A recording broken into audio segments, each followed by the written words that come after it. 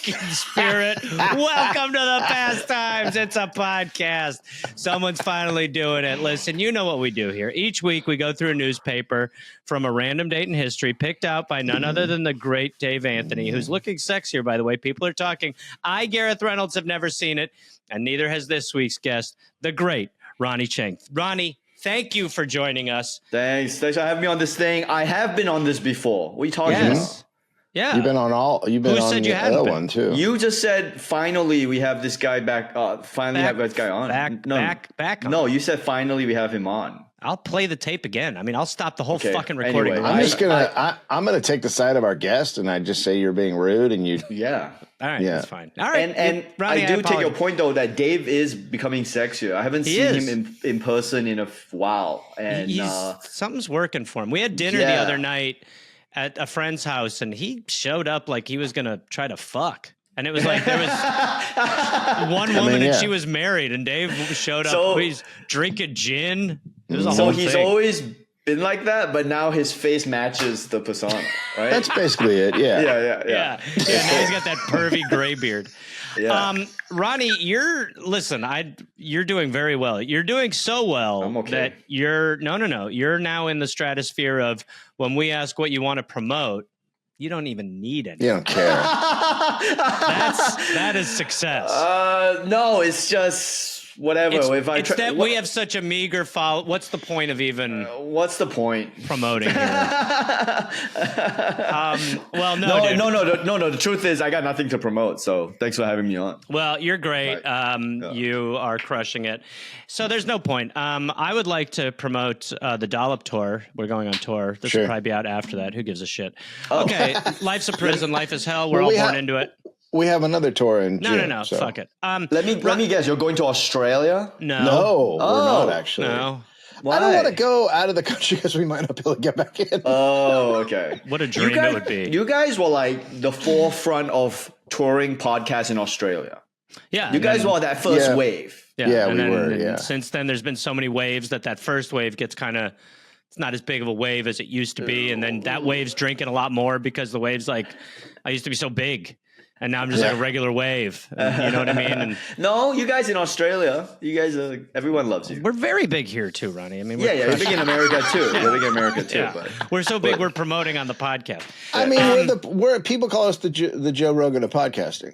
Yeah.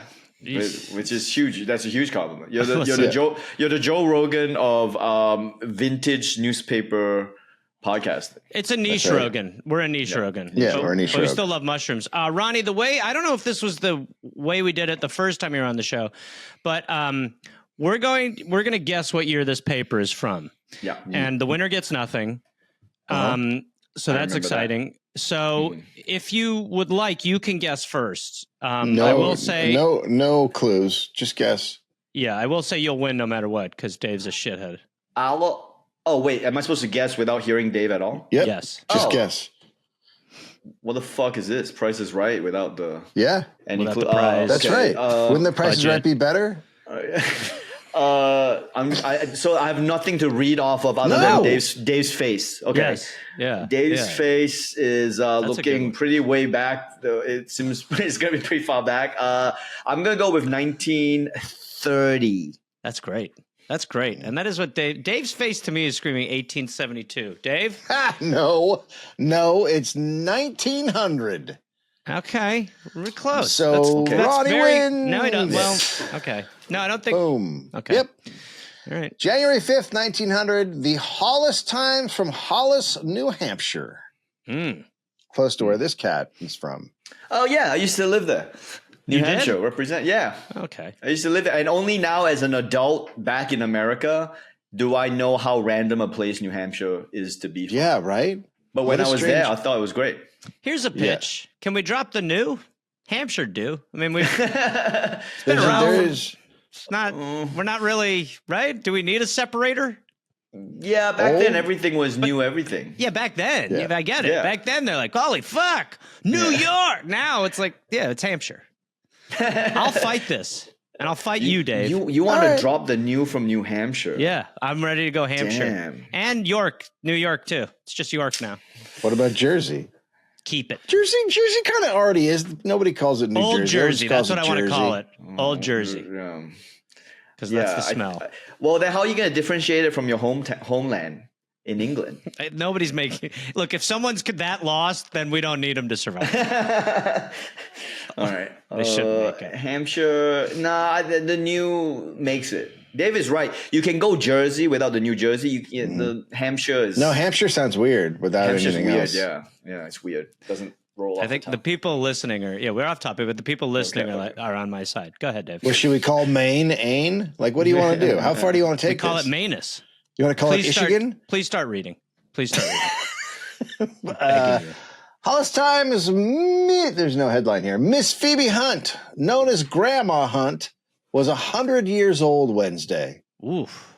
That's old for then. Yeah. For 1900, 100 years old, that's 200 in today's years. Yeah.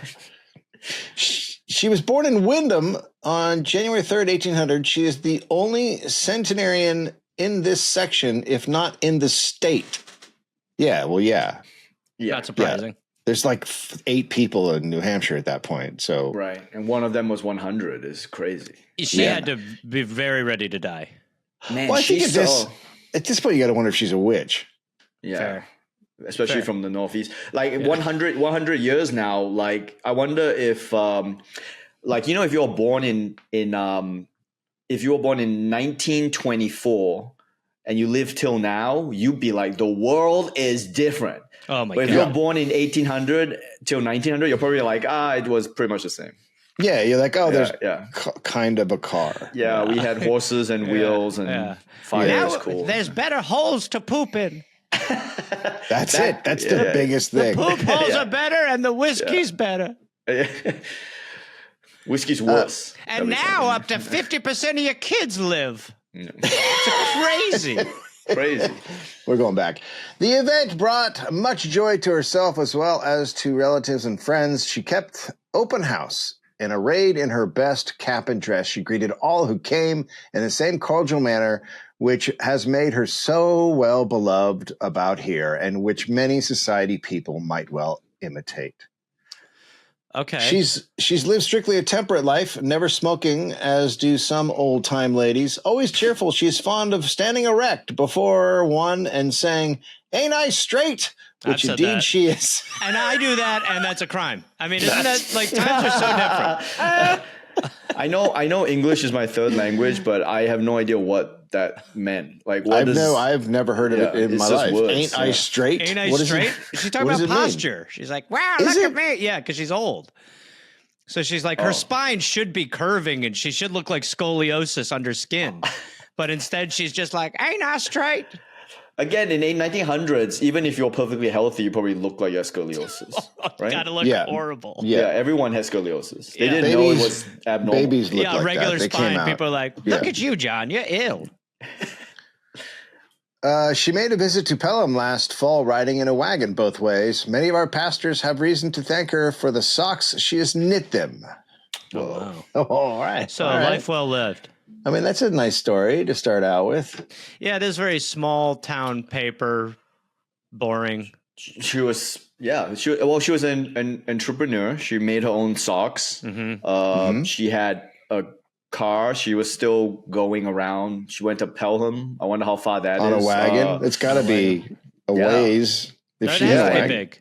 And also back then, you go on a wagon ride to Pelham at 100 years old, you probably would die.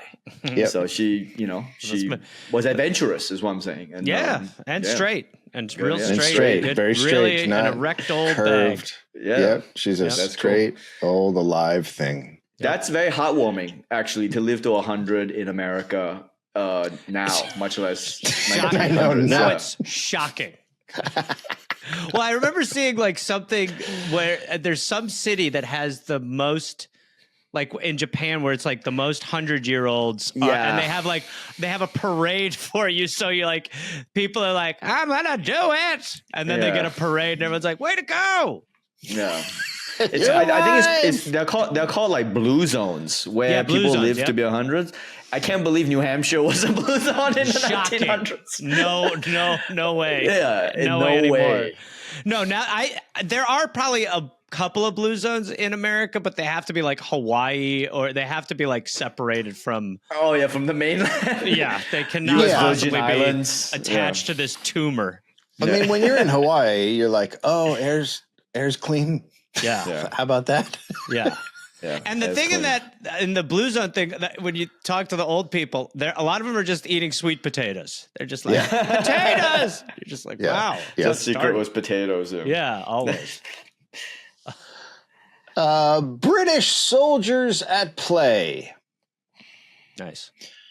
There is one thing, and not a new thing, to be noticed about the British soldiers in South Africa, which bodes ill for the Boers. Oh, God. It is that Tommy Atkins takes his luck in the field with the same matter-of-fact ease, which in other times has made the British soldier seem unbeatable by any save of his own blood and bone. Oof. What? I think Tommy Atkins is some kind of athlete, right? That's what I would. Well, he's the Atkins diet. Yeah. This is maybe. Wait, that's him. Yeah, It's also weird. It's also weird for you Americans to at 1900s to praise the British like they were unbeatable, but America beat them. It was tough because we loved their colonialism, but also, we're happy to be away from them. But we were like, You hated the tea, yeah.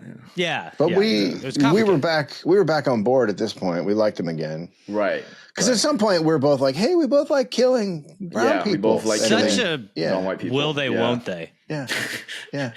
It's just classic. It's I mean, it's something you can't understand, but killing non-white people, it's a really bonding It's experience. addictive. Yeah, It is. Yeah, It is. Yeah. I know. I read the 1776 book with George, and man, they were fighting, man. The English and so this is 100 years earlier. They were like when I don't need to tell you guys this. You guys are well-educated Americans who deal with history every single week. To hear it.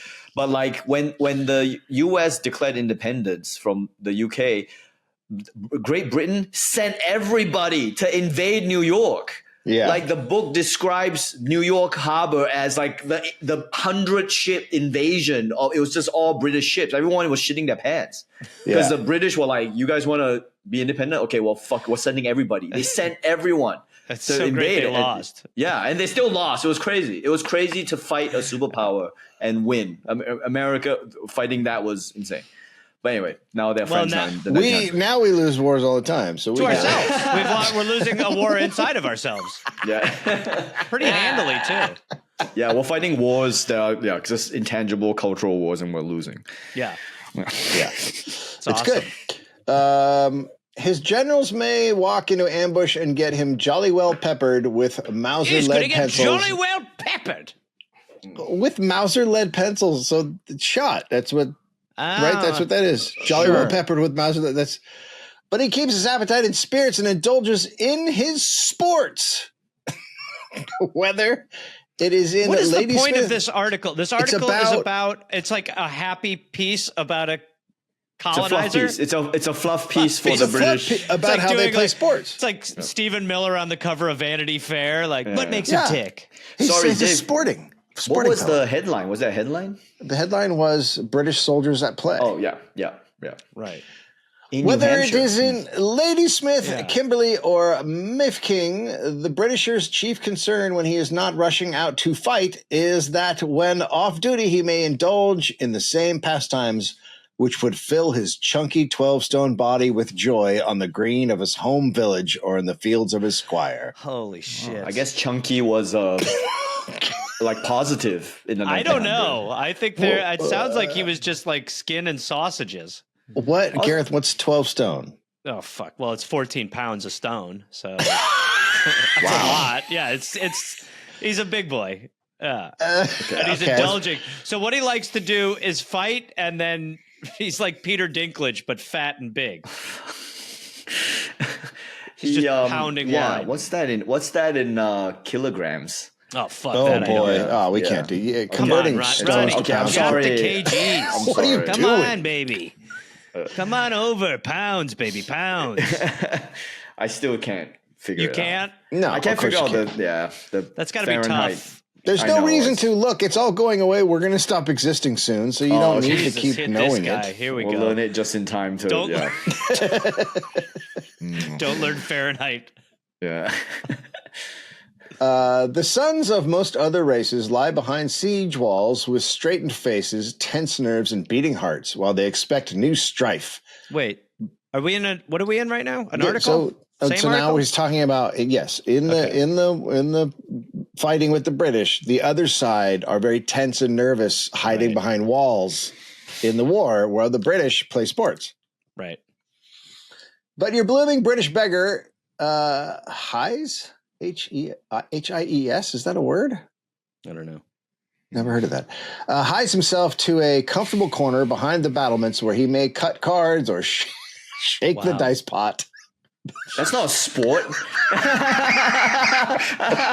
His sport is cheating. His sport is degenerate gambling. His sport is rolling dice in a corner. That's awesome. That's really funny. And also, I think they were talking about the article. They say that this is British stationed in Africa. I think. Yeah. Okay. Yeah, so who are they fighting in Africa? Well, I think Boers. It's the Boer War. So you're fighting the people who want to live there. Oh fuck! Okay. It's ridiculous. It's such a funny. Even war is such a unfair term for what that is. Right. Fighting a war. Yeah. We, the cause of having everything, and them wanting to exist. Jolly on then. Here's some dice. Yeah. And then you see him out playing dice, and he's like, "Hello," and they're like, "Jesus fucking Christ, this guy." Oblivious assholes. Yeah. Between scraps, he plays polo, golf, and football just as he does at home, while shells are dropped around him. And Irish, Scotch, or English, he thinks he is the luckiest soul on earth to be what he is and as he is. This is crazy. Yeah, what a puff piece. Yeah, it is. It's amazing. Really is. It's an amazing puff piece. Yeah, they play golf and what was that? The other thing? Polo and football. Yeah. Wow. The big three. They had a full on. They had an English country club. Yeah. In the war zone. And they're also actively, killing. Probably nearing genocide. Yeah. And they're just like, I say, fancy a bit of a pony golf, do you? Yeah. To play golf in a war zone is very crazy. Shells dropping around him. Sure, you're fucking trying to drive this thing. You're trying to hit a 9-iron into a hazard. As the horse is spooked again for some reason. Good Lord. Well, I wonder what was the, do you guys know the context of America's attitude towards that particular war? In the Boer War or the probably pro? They were Dutch. So the Boers were Dutch. Oh, okay. So I take it all back. Oh, so the English and the Dutch are fighting over Africa. Yeah, South Africa. Yeah, that's so classic. That's cool. Classic Europe. Just classic white. Yeah, it's just the best. Europe, white Europe. Yeah. What makes you think this land that isn't ours at all is yours? It's ours. I'm sure people were screaming about that I didn't know that. But again, you'll find that I don't read about war. Mm-hmm. It is now so in South Africa. We're still in the same story. Oh. It was so in Spain when waiting behind their entrenchments for Napoleon to come and eat them. The British soldiers chased their foxes sent for from home, ran foot races, wrestled, and played their games. It was so when they followed Marlborough to meet the great Louis, taking along with them their spurring gamecocks and fighting dogs. I feel that's not as sportsmanish. Wow, these British really liked their games, right? They were we're gonna war. We're gonna bring our fucking games. It's written like that Rolling Stone article about Bert Kreischer that got Van Wilder made. It's very hey, these guys are cuckoo. And what is that about Napoleon eating? What does that mean, Dave? Yes, for Napoleon to come and eat them. Napoleon. We? I think it's a metaphor. Okay. I mean, they're obviously referring to when the French attacked England. Were they cannibals though? Napoleon Sure. wasn't eating people. Are you saying No. sure? Yeah, why not? Okay. Feels like pretty ambivalent. I mean, most people aren't cannibals that you accuse of being cannibals, so why not accuse the French? Trump will be doing that in no time. Yeah. Eating people. Yeah. No, it's saying other people are eating them. Oh, people, And while eating people, though, he's Right. Yeah, right. Well, he'll eat people. So the British are fun-loving warmongers. That's great. Yeah. Good attitudes about it. It was so when Charles watched Cromwell and the King Killer's Ironsides chased the Royalists. Only then both sides by turns fought and played their games and loved their sports, betwixt their bloody battles. Do you think the superior officers were like yelling at them the way people yell at people using phones now? It's like, stop holding your gamecock and fucking stand to post. We got people coming in. Cutting cards. Yeah. It's still a war, guys. Yeah. Yeah, seriously. It sounds like this article actually makes, if I was the Dutch reading this, I'd be like, let's just attack these fucks. Yeah, we're yeah. overestimating their power. Yeah. They're all playing games all the time.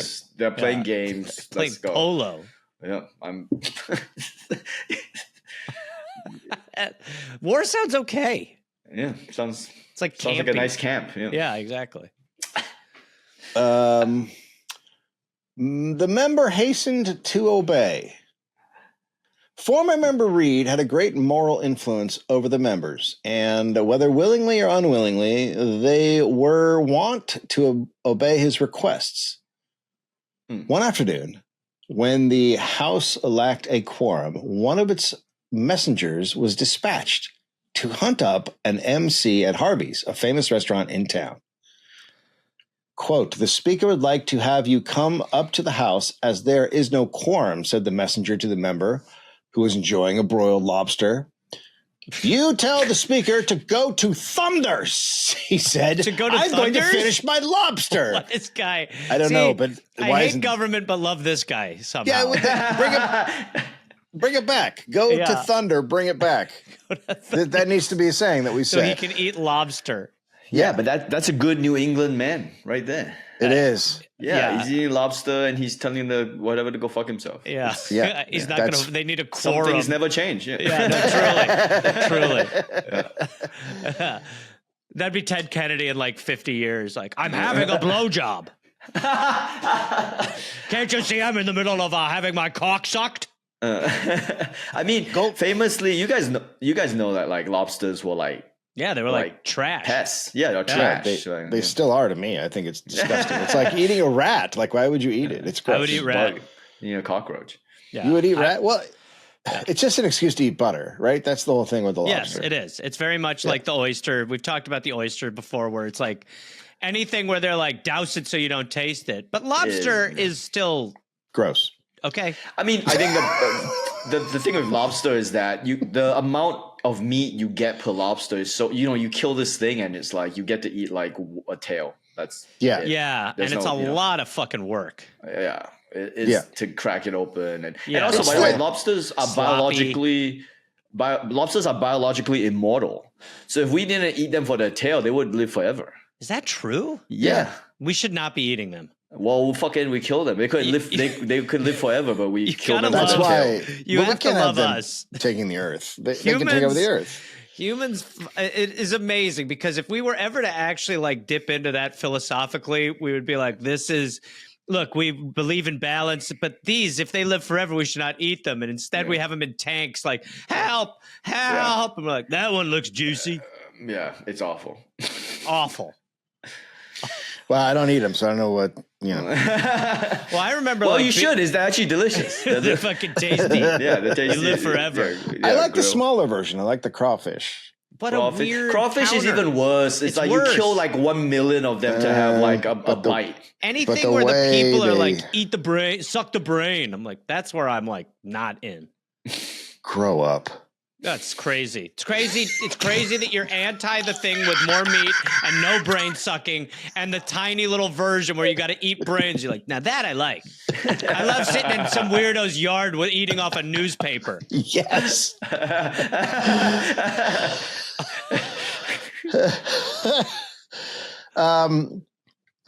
So the speaker would like to have you come up to the house as there is no quorum, said the messenger to the member. who was enjoying his broiled lobster.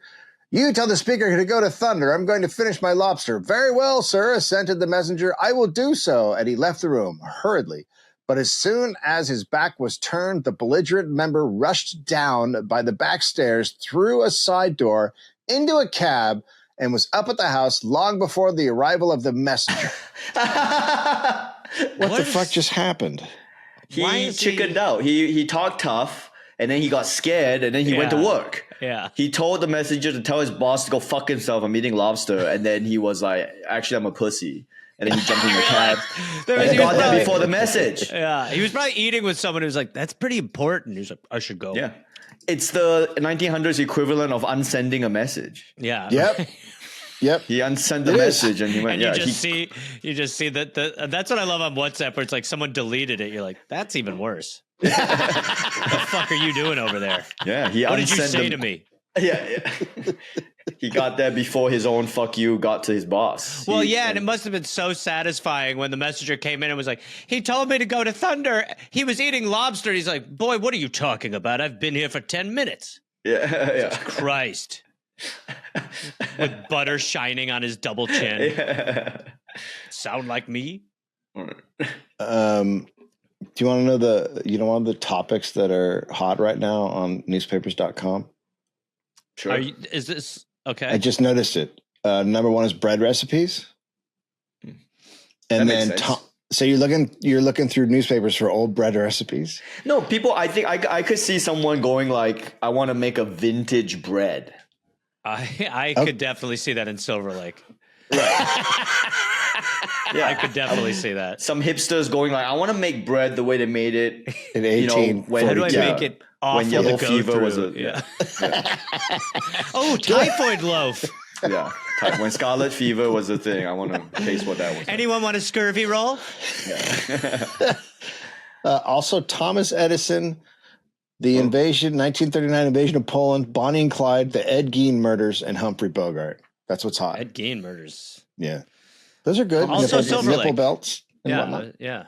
Was it a nipple belt? He made a nipple belt, yeah. He also made lampshades from skin. Yeah. Things. I love how long you guys have been doing this, that you guys know all this. It's great. It is getting sad. Look, you know how sad it is when I know things? That's how we know the show's gone on too long. Like, if I know things, it's probably time to call it. Like, if I'm saying stuff like, wasn't that right when the canoe was invented? And Dave's like, yeah, it was. And I'm like, I remember that. It's like, what are we doing anymore? The whole ruse of this is knowing nothing. Look, Ed Gein used the whole body, which is what like Native Americans did with the buffalo. See, I'm learning too much. Maybe he was more advanced than we give him credit for. He was many things, but he was also environmentally conscious. Yeah, that's right. Yeah, he was. Yeah, he used it all. Yeah, ate the teeth, everything. One-fingered gloves. Wow, that is mind-bending. I can't really wrap my head around that one. Right. Is that a mitten? Is it a mitten? I don't know. No, because is a mitten two? I could see them having the great thumb debate back then. Is the thumb included in the one-finger glove, or is the thumb separate? That's what we're going to find out. It's a glove for the penis. Yeah, that's the penal glove. Penal glove. I've come up with a one-fingered glove. Oh, it fits here too. I'm not straight. Gloves had long been made in very great variety, but a novel thing. What an awful like if I was reopening this paper, I'd be like, I'm not reading this. You would scroll. You scroll. Yeah, I would be like, yeah, it's that. No, let me get to some bread recipes. Like, yeah. It's you know what it is like. It's like whenever you do open a recipe online and the first fucking page of it is just some weird dive into this weirdo's world, or they're like, I've always really enjoyed eggnog, but the holiday season is so much more. And you're just like, where's the fucking recipe? Like, that's what this is. Like, the intro's too long. The intro's too long. The history of gloves is pretty fascinating. Do you know why they do that? I found out. You want to kill them? Because Google made some sort of thing that your recipes would only get bumped up if you included a story or some sort of narrative before you got to the recipe. It's crazy. So they made all of the people sharing recipes who wanted to get hits create It's terrible. Everybody hates it. Absolutely awful. That's so stupid. Yeah. And I also on a kind of separate point, like I also hate how we all talk about the algorithm like it's a mystery. It's like some human wrote it, so just tell us what the fuck you want. Honestly. Yeah. Stop with the caginess. Yeah, stop with the mystery, and we have a whole sub industry of people who are hired to help you figure it out. Some guy made it. He just tell us what it is. Oh, and that we'll do fucking it. guy. Oh, that guy. The guy who was like, That guy was like, I think recipes need a short story at the start, so we're gonna just fucking tell us that. Yeah, it's so musky. Just be like, and then there'll be a short story at the beginning of every recipe. Like, okay. Now people need to show the end of what they're putting up first. They're like, Al, are you okay? Do you think people will buy fewer musk flavored treats in Australia now? Musk I don't what, know. like musky, the scent musk? It's a flavor down there. Is it? I don't. Yeah, like candy and stuff. I don't Musk think so. candy? Am I I've never thinking heard of of something musk else? candy. Musk is Am a I thinking of scent. something else? Musk is a scent. I know. I don't know about candy. I've never heard But of a Maybe musk I'm candy. wrong. Maybe I'm wrong. If you go to Australia, I think you'll be unfortunately surprised at how many people outside of America are fucking MAGA. Yeah. Oh yeah. That's true. No, It's- a musk stick. A musk is it's a thing. Oh man, you know about Australia? I never heard of a musk stick. Never heard of What? a musk stick. Oh, well, there's a whole right That's here. that's what impregnated Grimes. Yeah. Hello? My mic working? Sure All right. Gloves have long been made in very Jesus great Christ, the glove variety. struggle. The gloves have often been made. Why? Just tell me what's happening. Gloves have always had quite a ride.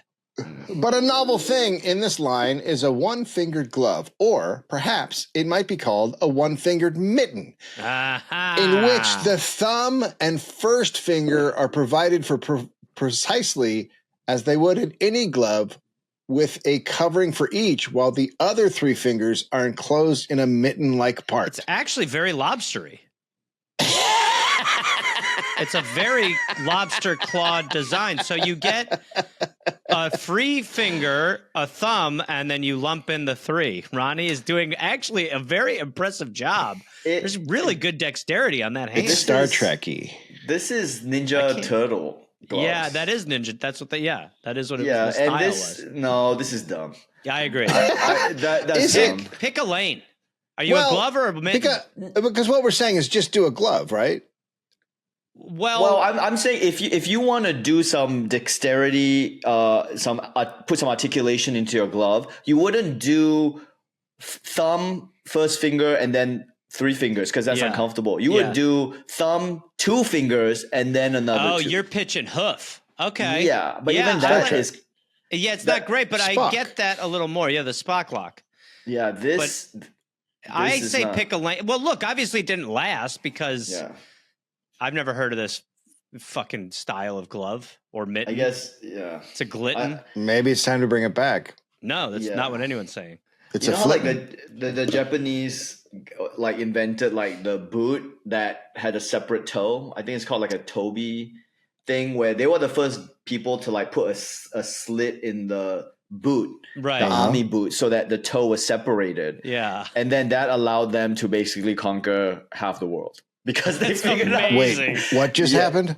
That's So- amazing. Because For it was the- more comfortable for them to No, wear. because they were able to grip slippery ground more in Southeast Asia, and so they just had a grip advantage, and they just defeated half of Asia. That's These are the amazing. kind of facts that Joe Rogan loves. And I think- if you separate the toe, you conquer the world. You separate the mitten, and you get nothing. Yeah. No, it is. You get arthritis. You know what I mean? Because you got to do that the whole time, and then Yeah, it hurts. You Just- get finger pain. Good idea, wrong body part, That's- and it's Yep. the difference between That's what the American was doing. He was like, "What happened? With this, we're gonna conquer the world with our free-fingered mitten." It's like Shark Tank. They're like, "We see your margins; they're not good." Dude, Shark Tank is hilarious. If this was the first Shark Oh, Tank, it'd be that would so be great. Welcome to Glitten. Everyone's out right away. Yeah. Mittens are warmer, but a driver must wear gloves or have at least one finger free to enable him to handle the reins. Oh, so this is so it's before for like a cars. carriage. So you got to have. So you're holding the reins. Have the glove. Yeah, have a glove. Have a glove. Yeah, have a glove. Yeah, it's a backward step. We don't need it. Yeah.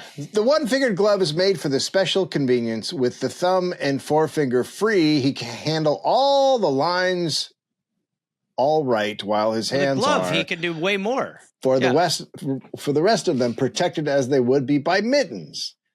Yeah, you guys just don't get it. Yeah, it's just obviously very stupid. Yeah. Okay. One-finger gloves are also bought by shipping clerks and bookkeepers and others around markets. Yeah, because you got to go through the book. You cannot pitch me on the great advantage of having one-fingered free when we have 5. Well, maybe you don't want these 3 fingers to be lonely. Super weird pitch.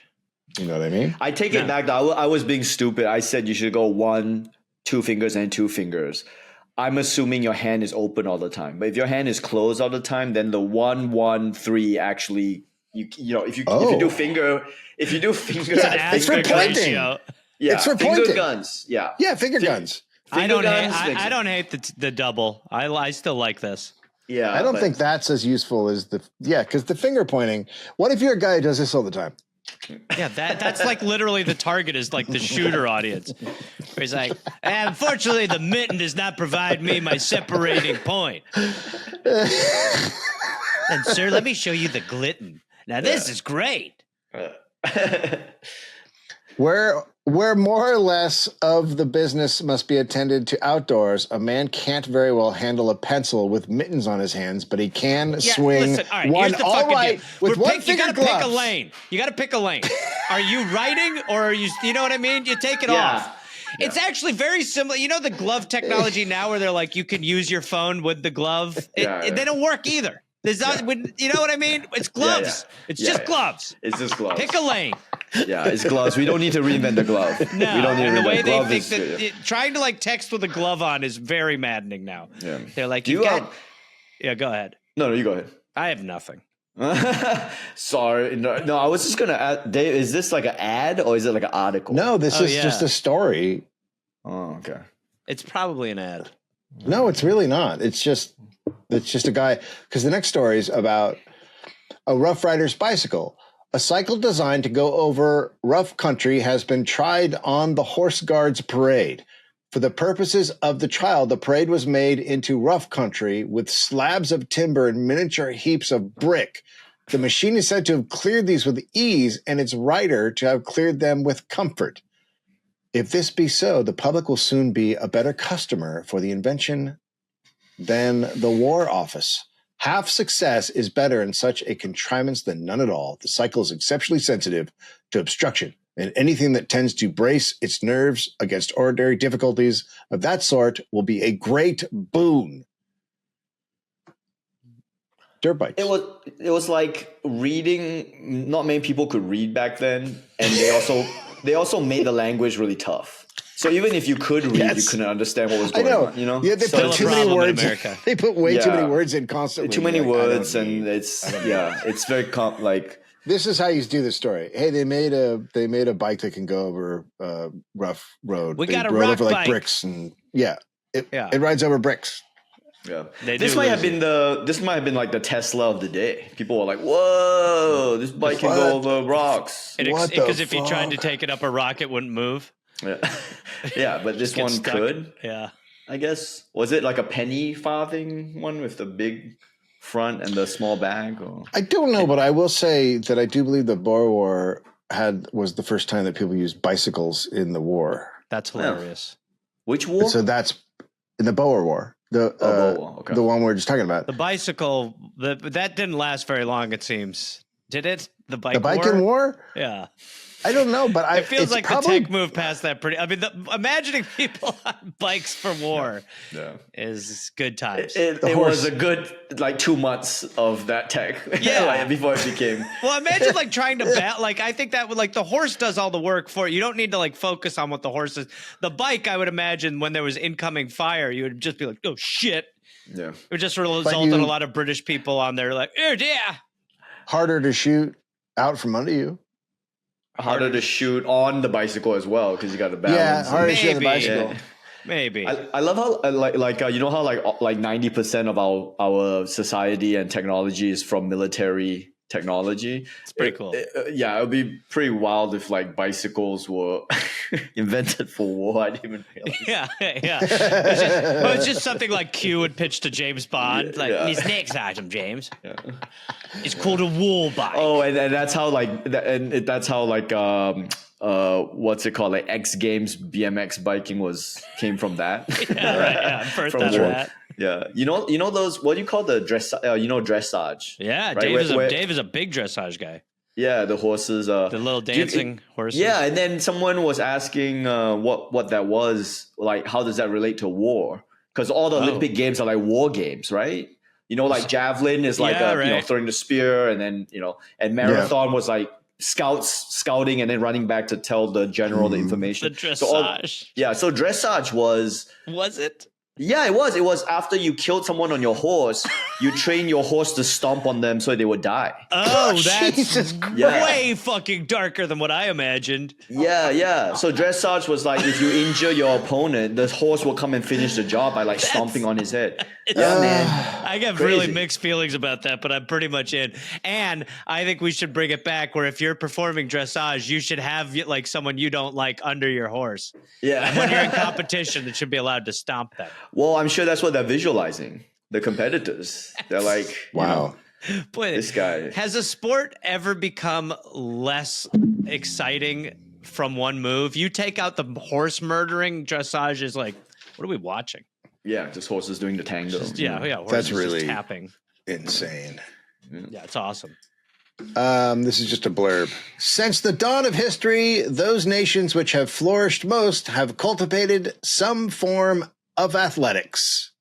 Man, really on this. But everybody does that. All countries have everybody has that. There's nobody that doesn't. The New York Post? Why is this so pro sports? And a man is a man when he's doing it. Period. Good These guys Lord. just love sports. Really. Yeah. The next article is about kids using litter boxes. The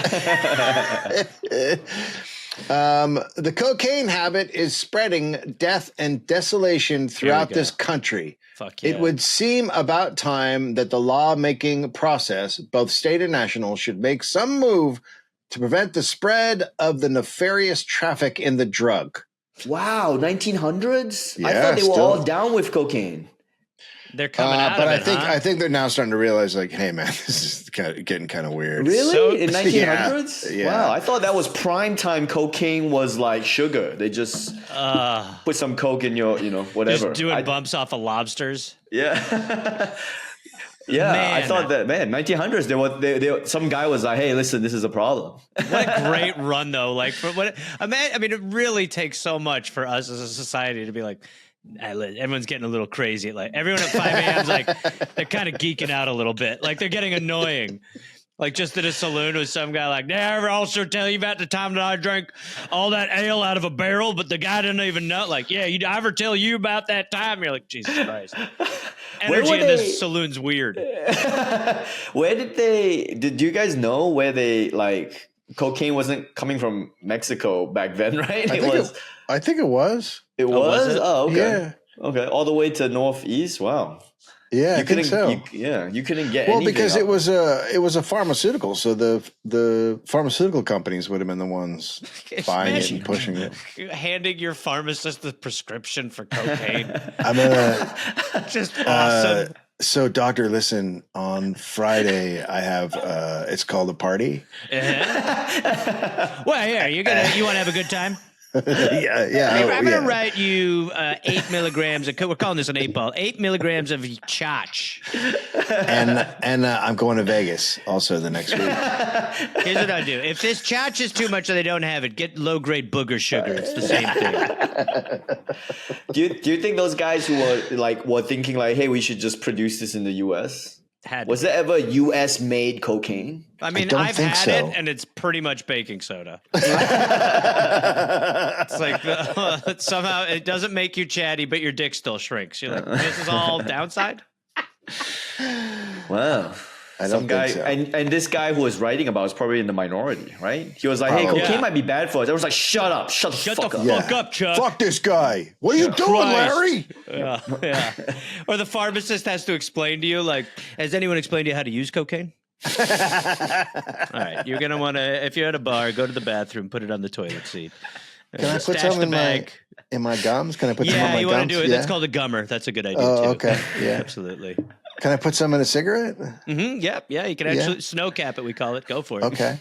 It's best if you have a looking glass and you put it on your looking glass. And Yeah, it's perfect. Yeah. Can I mix it with a downer? Of some kind? You're going to want to if you want to try to go to bed about 5, 6 in the morning. You're going to want to take a little Xanax. Let me write you a little prescription for that. Hey, how great is our society, by the by? This is awesome. Yeah. Now we do this with fentanyl and oxy. Anywho, a citizens of Eldred, Pennsylvania has started and carries on a nitroglycerin and dynamite factory. Sorry, a citizen S. So a lady, a citizen S. Mm-hmm. Checks out. Has started and carries on a nitroglycerin and dynamite factory. A Miss of Rochester owns and operates a butcher shop. 2 women of Passaic, New Jersey have just been arrested for turning an illicit distillery. And yet, there are some men mean and prejudiced enough to deny the advantages of female higher education. Wow, what a weird turn of the article. It became a female education article. Yeah, based on, I mean, is he saying that ladies can get it done? It's going to go to a recipe any second. This guy is pro suffrage. He was like, women should be in school. Look, they made illicit nitroglycerin and explosives. So clearly they can handle the workload. Yeah, and they're doing it without cocaine. Yeah. But yeah, that is very progressive for 1900 to be like, let's educate women. It was like, I told you we shouldn't have let them wear pants. Listen to what's happening now. Now they want schools. Then they're going to stop fucking us. It's also amazing that they that they got arrested for it, because you figure in the 1900s nobody was arresting anyone for anything. I mean, it's so hard. And these dudes they got arrested for making explosives. Like that's such a specific. Yeah. Someone had to find out, and then they had to alert someone who cared. And then it had to be it has to be egregious for them to be like, even murder, they'd be like, stop doing that. Yeah, they were like, either handle it yourself or so man, these women, I wonder, they're good for them, I guess, making explosives. Yeah. Proud of them.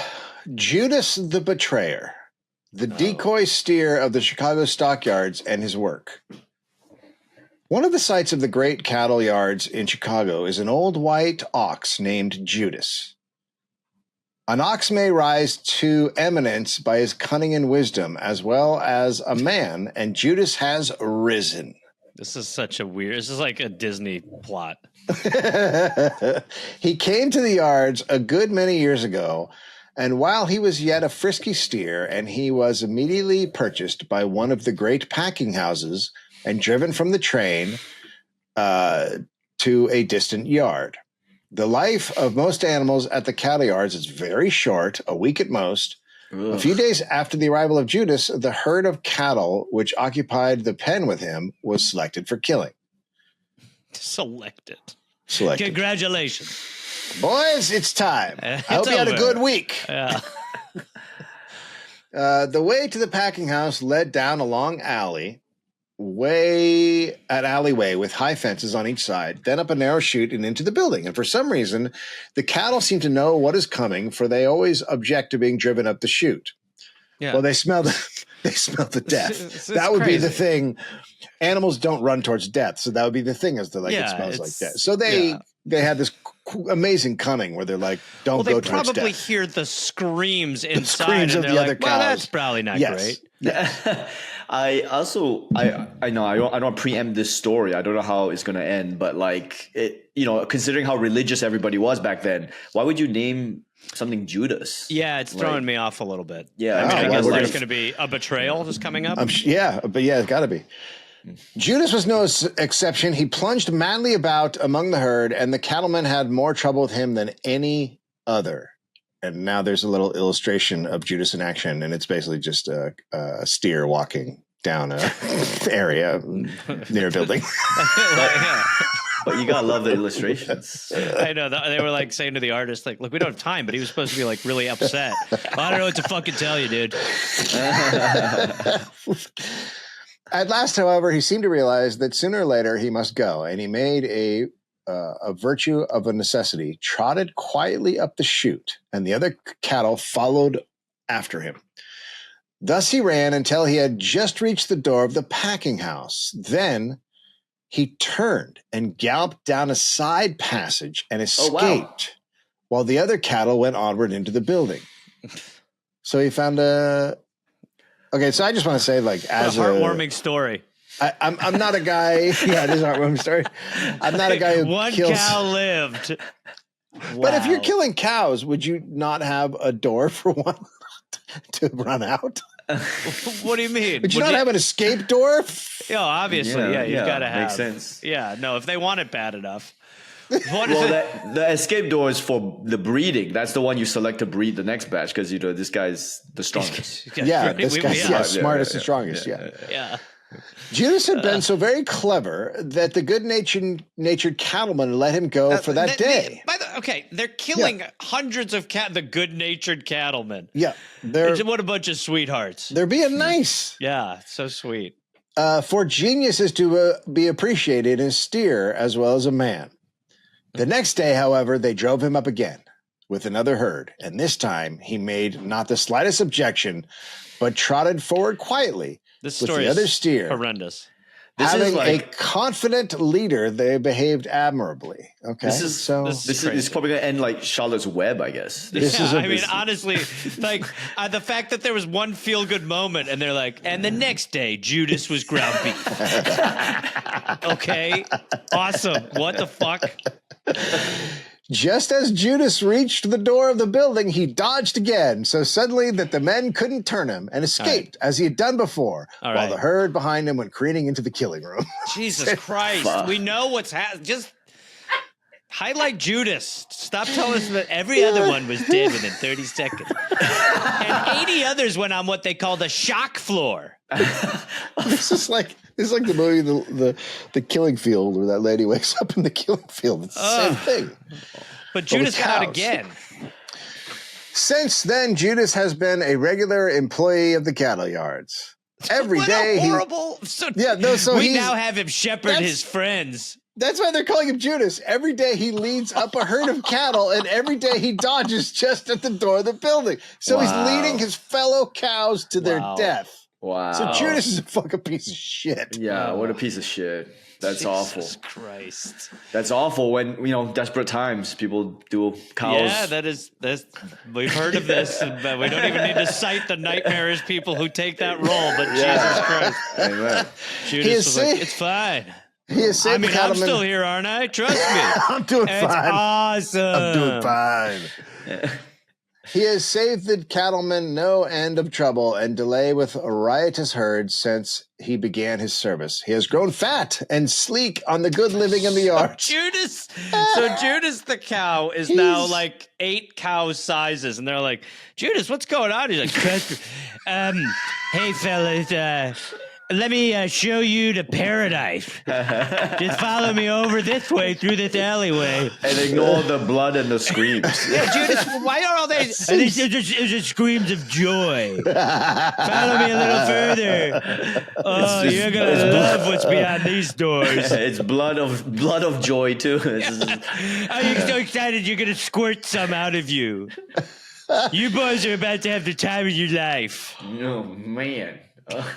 Just like gets handfuls of more grass. Like, so highly are his services regarded that the cattlemen provide him with a white blanket on cold days to keep him comfortable. This is fucking insane. I'm sorry, boy. It's time to put on my smock. Yeah, he's like Cruella de Vil. He's like, I have a coat of Dalmatian. Hey, Judas, what's going on? Don't worry about it. He's Is got that like gold chinchilla? rings. Is that chinchilla coat? Pimp cane? Follow me, fellas.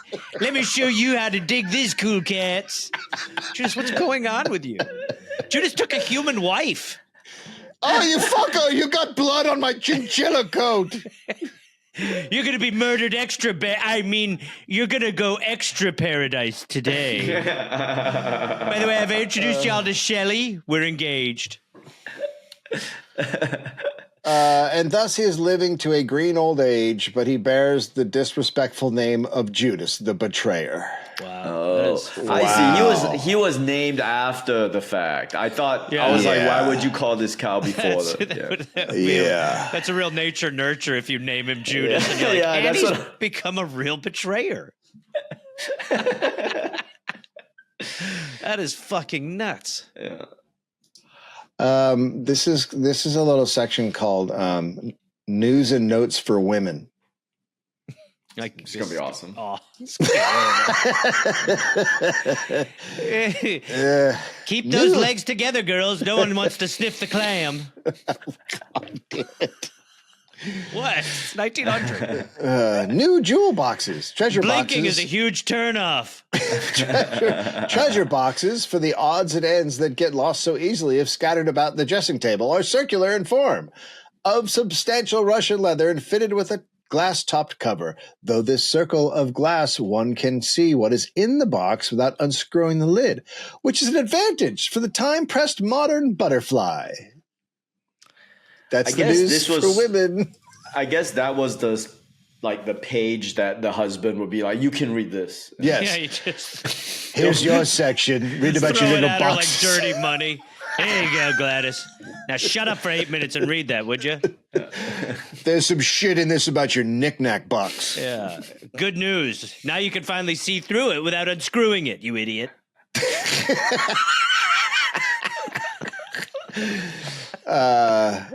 One woman's pleasant occupation. Raising mockingbirds is furnishing a Southern girl with an interesting occupation and good income. Her brothers catch the young birds in the nests before they learn to fly and convey them to the cages where, as they grow, they are taught nearly everything in the way of a song or whistle that a mockingbird can acquire, and that is a great deal. Let me just say. Not for the mockingbird. The mockingbird is the worst bird. There's no worse bird on earth. The mockingbird is a hellish nightmare. They never shut the fuck up. They are just constantly screaming other bird noises. They're a terrible bird, and they should all be caged like this. They're terrible. Were they the ones that featured in that Looney Tunes cartoon where there was two black birds who were being total dicks? I think they're crows. I'm not sure. Crows. I think they're crows. Yeah. Okay. All right. No, the mockingbird literally forgot about those. The mockingbird literally is a mockingbird. It just hears another bird and then does their sound. That's awesome. And but the problem is a lot of times they like do it in the middle of the night because that's when they do their mating shit, and they wake you up. Eddie Murphy of birds. Yeah, They can do anyone. If they listen to it for 5 minutes, they can do anybody. They mimic it.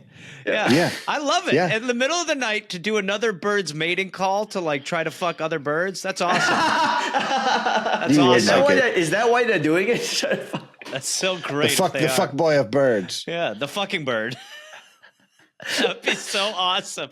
Yeah, just like a woman's like, oh shit, I think there's a cardinal up there. Hey, it's like catfishing. It's OG catfishing of birds. You're not a cardinal. I'm not, but I'm really not a fuck. How are you? They could just keep it out. It'd be like, I am a cardinal. Would a cardinal? That's why they do it at night. Yeah. Come out of the shadows. I shouldn't. Now lift up your feathers or whatever. However we do this. Show hole. After a course of instruction, the birds are rented for $50 a season to the visitors who winter at the hotels and cottages. The birds furnish pleasant entertainment for invalids who spend a large part of their time indoors and will pay a price for the companionship of these faithful creatures. That is wild. Wow, they were like the first like Spotify or something. Yeah, that's seriously. And $50 was a lot of money, man. Yeah. It's a lot of money now. Yeah. But 1900s, $50 was like you could buy a house or something. Yeah, invalid. Shit. We want to do one more real quick, Dave? One last one, yeah. Okay. This is also in the ladies section. A new veil, recommended especially for driving, has a transparent eye shield underneath, which is Walk said me to through the old driving veil. Just a sheet. What innovation is it to have a veil you can see? Good news, ladies. You've all been whining about how important vision was while operating a motor vehicle. Well, those days are over. Yeah, seeing is believing. A transparent eye shield underneath, which it is said to protect the eyes from the dust.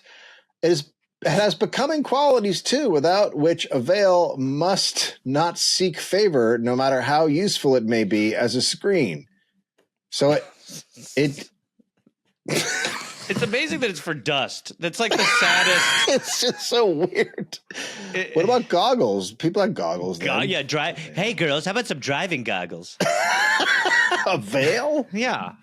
It's But why? just weird. But so men are just driving around without. The dust really throws me for a loop in this. Yeah, your face is getting dusty. Yeah, Sure, yes. but like, I mean, these want driving Ferraris, you know. That is very true. Like, what? So I mean, you're talking about dirt roads, so I just think there's dust everywhere. I mean, Okay. but there was dust everywhere outside the roads too, you know. True. Like, Yeah, I think these guys are walking it would be around. worse True. walking while cars are Yeah, driving. no, I that's would imagine. true. Yeah. So it's just, and our solution is veil only the women. Yeah. Here you go, girls. Cover those stupid eyes. when I think 1900s, I do think dusty though. So I do too. yeah. No, I remember one thing I remember about, like, I don't even know I don't remember what year the Dust Bowl was, but the one thing that always sticks with me is that if you had any plates or anything, everything had to be turned upside down before you used it. And I'm like, I just can't wait to get back to it. Yeah, we're coming back. There was a that's big gonna be dust storm in Dallas last week. It's gonna be fucking Like great. Interstellar. Oh, there we go. Perfect ending. Ronny, thank you for joining us. No problem. Learned so much, and I learned so much. Thanks so much for having me on. I love these. I think you guys are really educating everyone on how much it sucked to live in the world in the past times. And well, that's if we were to cut a promo, that would 100% end up in it. yeah, That's like when they say the name of the movie in the movie. It's just like, I don't know. I just have a beautiful mind. It's one of those. Well, thanks so much, Ronny. Appreciate you. No, I And love you Dave, guys. Thanks for having me on. Go fuck yourself. Oh. There you go.